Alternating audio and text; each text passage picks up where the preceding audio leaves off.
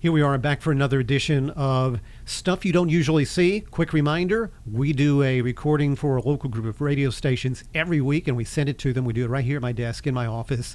You never got to see that before. You get to see it now. So we're going to do that today with Jennifer Nations. Boom. College Station Water Services.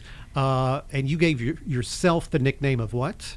The Water Chick. Actually, I accepted it. I graciously accepted the gift, but the guys at the Infomaniacs, I think, christened me the Water Chick. Okay. And prior to that, when you had a different role, you were the Wicked Witch of Waste. The Wicked Witch of Waste. Yeah. That one I gave myself. Okay. Yeah. Okay. So you ready to do this for the radio? Yes. Radio folks? Okay. Here we go. Put on your game face. Here we go. Well, thank you and good morning. My guest today is Jennifer Nations from College Station Water Services. How you doing? I'm great. I'm fully caffeinated. All right. That's how I like you best. Yes. Okay, so you came here to really talk about a specific thing, a specific event in your world. So why don't we just start there? What do you got? So I guess it's kind of two big events kind of colliding. July 1st every year is the deadline of when we have to have our drinking water quality reports, also known as consumer confidence reports, issued and available to our customers. And July 1st is also the start of Smart Irrigation Month. Okay. Which one do you want to tackle in detail first? Let's do the reports first. Okay. So this is our annual drinking water quality report. It lists everything that we tested the water for in the previous calendar year, and in what amounts, and if we had any violations. Spoiler, no violations, still safe to drink. You just saved everybody from having to read. Yeah.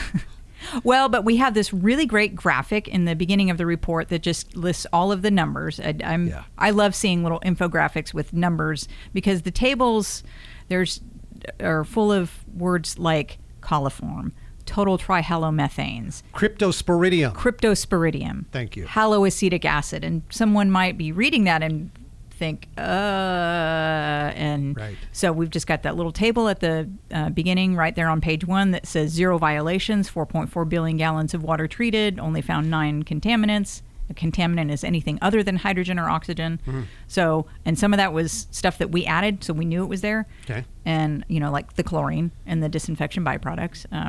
And then others was naturally occurring. So that's it. Some stuff is naturally occurring. Some stuff is naturally occurring. But it should be within a certain threshold. Exactly. Okay. And the naturally occurring stuff that's what the source of that listed in the report is erosion of natural deposits, which makes no sense. Like nobody understands it, but that's the federal language.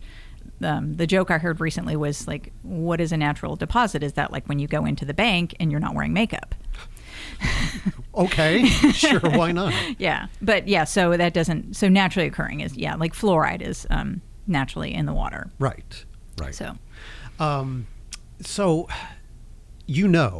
because we've talked about this for years, that whenever we're watching all of our friends out on Twitter and so forth talk about different things related to the city, they like to complain about 3 main things. About what some perceive as heavy-handed policing. That's usually from our student friends. Yes. Let's see, traffic, right? Because, there's no worse traffic in the universe, right? Right. And the quality of water. Exactly. The taste of our water. The taste of our water, yes. Again, from our student friends, typically, who come from other places and their water tastes different. Our water is abundantly safe and pure. And defend the integrity of our water. It is. I am here for that. Okay. I'm always here to defend our water. It is artesian mineral water. Okay. So, and it comes from... That sounds bougie. It sounds very bougie. Okay. It is, you could even think of it as it's vintage because it's coming from a protected aquifer that's about 3,000 feet deep. So the water that we're pulling up out of the ground fell to the ground as rain basically when dinosaurs were walking around Bryan College Station. So it's vintage artesian mineral water. I love that. Yes. I'm thinking of branding opportunities. That's really spectacular. But it's great quality water. It's great quality water. It may not taste like the water does back from wherever you're from, but it is it's great water. You can have this visual of a pure babbling mountain stream, and it seems so wonderful. But what you don't see is that around the corner where you can't see is maybe a bear or Bambi or somebody is also using that environment. Correct. Shall we say. This is protected, 3,000 feet deep. Nothing's getting into it. We pump it out of the ground. And then to meet Safe Drinking Water Act requirements, we add some chlorine to disinfect it. And at what temperature is it when it comes out of the ground? 118 degrees. Wow. So it goes through our chillers, right? It goes through cooling towers. So that's why when you're driving out towards Lake Bryan, a lot of times you'll see the steam billowing over the road on Sandy Point Road.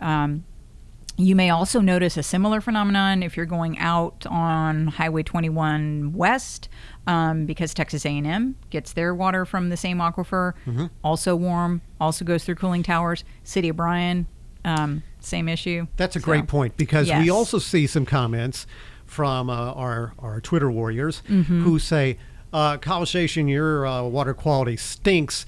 It should be more like Texas A&M's or City of Bryan's. Like, it's the same stuff. It's the same stuff. It's just a different straw.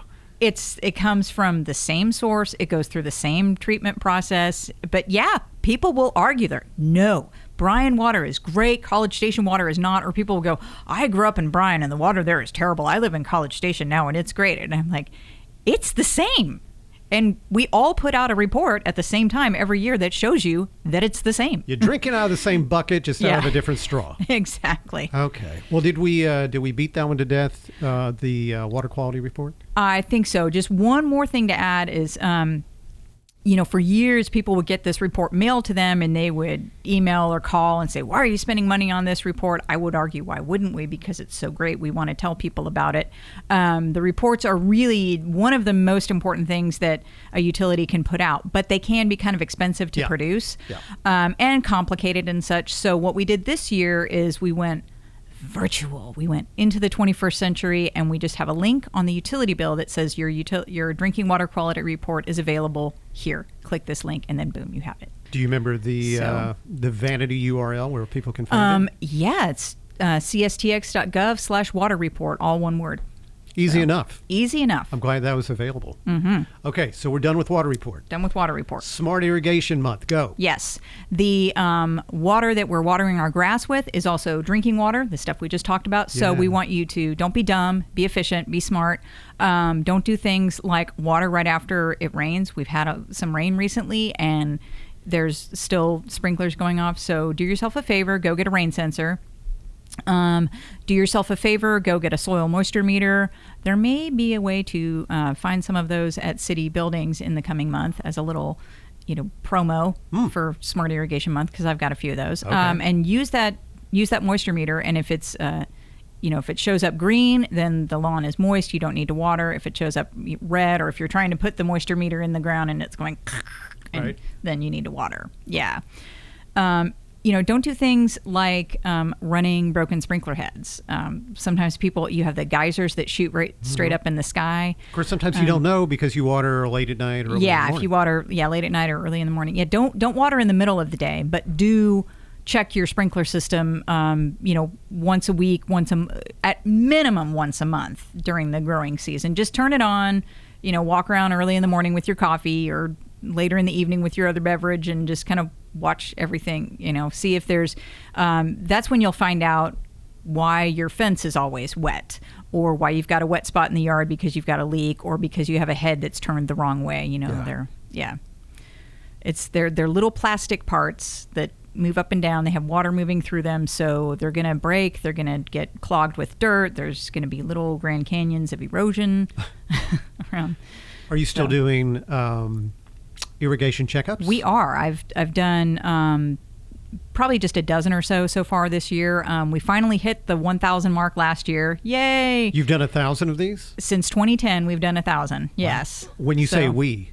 It's mostly me, but we've had some people helping me over the years. In recent, so collectively, like I myself have not done 1,000, but collectively the city of College Station has done. So what does the water audit look like? When you roll up, what do you do? Yeah, so when I roll up, I'm not your lawn guy or gal. I'm not going to fix anything. I will point out what's broken. I'll put flags around, heads that are misdirected or areas that are getting too much or not enough water. But mainly what I want to do is show people, this is your water meter, this is how to read it.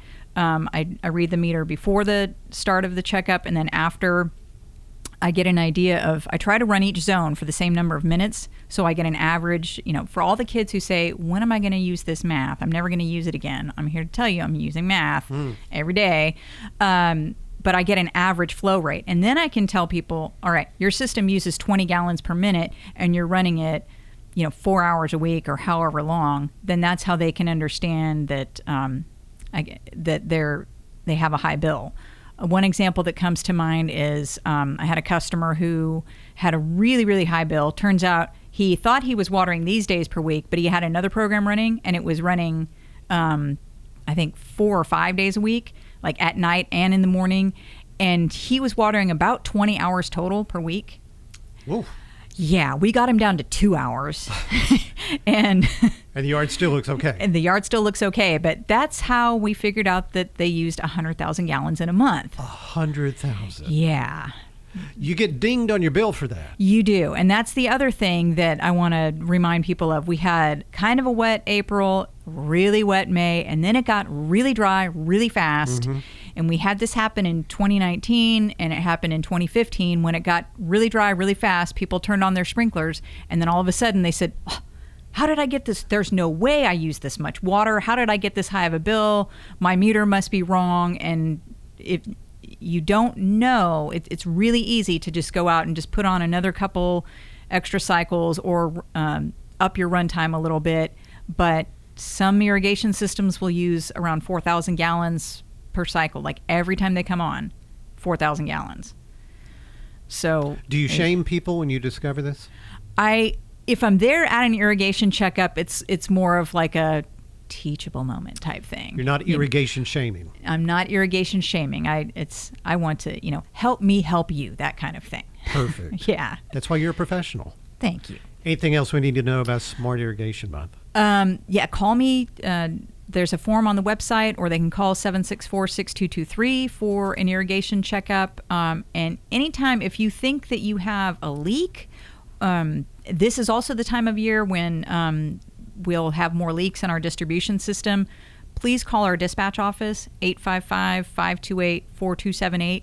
And 24 hours a day, 7 days a week. If you have any issue with water, sewer, or electricity, call that number first. Perfect. Thank you. You're a national treasure. Thank you very much for talking about all of this. And listen, thank you guys for letting us come on and talk about the city of College Station. And that is stuff you don't usually see. That was fun. We did some work there. Yeah.